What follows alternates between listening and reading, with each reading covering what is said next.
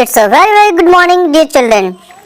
तो last class में हम लोगों ने क्या डिस्कस किया था? Chapter number 4 the helpful friends.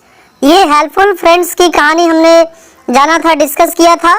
बहुत ही अच्छी स्टोरी थी। और अब ये टाइम हमारा क्या है? अब ये टाइम आता है एक्सरसाइज क्वेश्चन आंसर सॉल्व करने का। तो now you can see here exercise question answer that we have to complete here. So without doing delay, let's we start to solve question answer of this chapter. तो यहाँ देखो question number 1. What is given in question number 1? In question number 1, it has been asked that who said the following lines. तो ये जो lines यहाँ पर लिखी हुई है, ये किसने कहा? तो आपको मालूम है किसने कहा? Now, what is the statement? I have no home now. तो ये किसने कहा था कि मेरे पास अब घर नहीं है?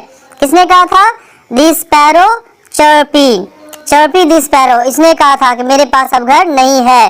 तो you have to write here Chirpy the sparrow.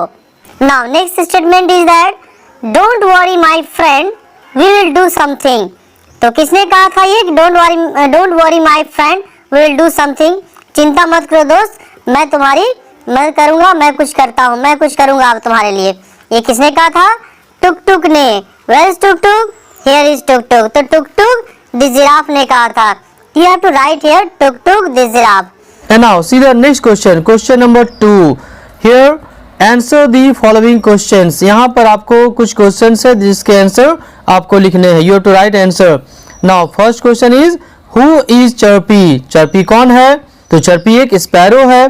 तो you have to write here Chirpy is a sparrow. मैं आपको दिखाता हूँ कैसे आपको लिखना है. Already I have written for you.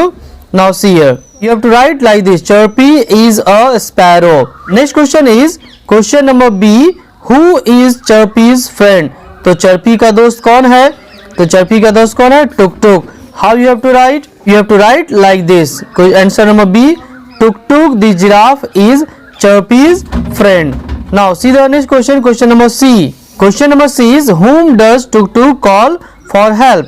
तो टुक टुक हेल्प करने के लिए किसे बुलाता है? Now see here who are they?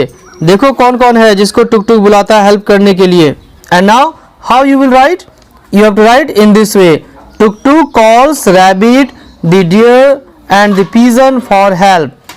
Now next question, question number D. Question number D is what things do all animals collect for making a nest? तो nest बनाने के लिए सभी एनिमल्स ने क्या इकट्ठा किया था? तो क्या इकट्ठा किया था एनिमल्स ने? Twigs, leaves and feathers. You have to write this one. How you will write? Let's we see. You have to write in this way. All animals collect twigs, leaves and feathers for making a nest.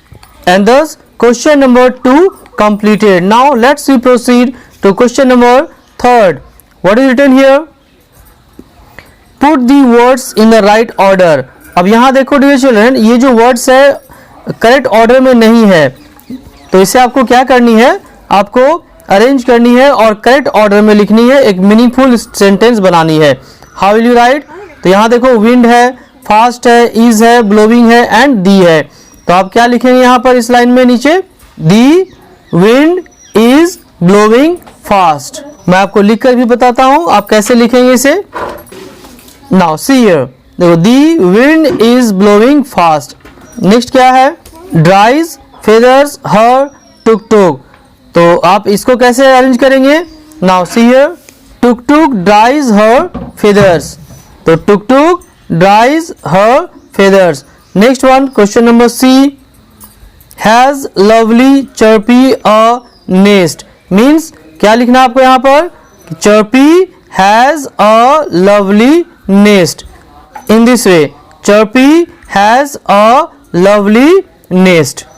Now see question number 4. Find the opposites of the following words from the story. तो आपके कहानी में ये जो words यहाँ दिए गए हैं, इसके अपोजिट वर्ड्स यूज किया गया है जिससे आपको ढूंढना है और लिखना है. मैंने आपके हेल्प के लिए पेज नंबर यहाँ पर मैंने मेंशन कर दिया है. फास्ट, फास्ट कहाँ देखेंगे? पेज नंबर 10 में. सैड, सैड का अपोजिट क्या होगा? हैप्पी. पेज नंबर 12 में आपको मिलेगी. ड्राई, ड्राई का अपोजिट क्या होगा? Wet, WET wait.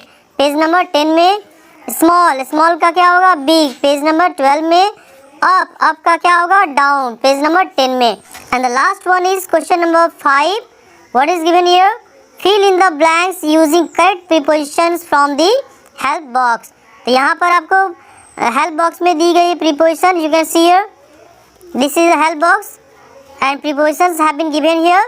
You have to write the correct prepositions at the correct place. So let's me start. तो यहाँ पर क्या है? फर्स्ट में Chirpy is dash her nest. तो यहाँ पर क्या होगा? यहाँ पर होगा in. तो क्या लिखेंगे यहाँ पर? Chirpy is in her nest. देखो ये in है, ये in को आपको यहाँ लिखना है. नेक्स्ट है B. Her nest is dash a mango tree. यानी उसका नेस्ट कहाँ पर है? एक मैंगो ट्री में है, मैंगो ट्री पर है. तो क्या लिखेंगे आपको? आप क्या लिखेंगे? ऑन. तो you have to write here on. तो her nest is on a mango tree. Next one C. Her nest falls down dash the tree. उसका नेस्ट क्या होता है? पेड़ से गिर जाता है. What you will write here? You have to write here from. तो आप फ्रॉम कहाँ लिखेंगे? यहाँ पर. तो her nest falls down from the tree. And the last one is that look dash these twigs and feathers. तो यहाँ पर क्या भरेंगे? at. तो you have to write here at. Look at these twigs and feathers. तो in this way all exercise question answer completed. अगली जो class होगी उसमें मैं प्रीपोजिशंस के बारे में आपको मैं डिटेल में बताऊंगा और प्रैक्टिस करवाऊंगा, ताकि आप अच्छे तरीके से प्रीपोजिशंस को समझ जाएंगे और इजीली आप प्रीपोजिशंस को समझकर कहीं भी फिलअप कर सकते हैं, करेक्ट रूप से बना सकते हो. नाउ डियर चिल्ड्रन, अभी इस चैप्टर के बाद हम लोग इसका वर्कशीट बनाएंगे, क्योंकि क्वेश्चन से कंप्लीट हो चुकी है.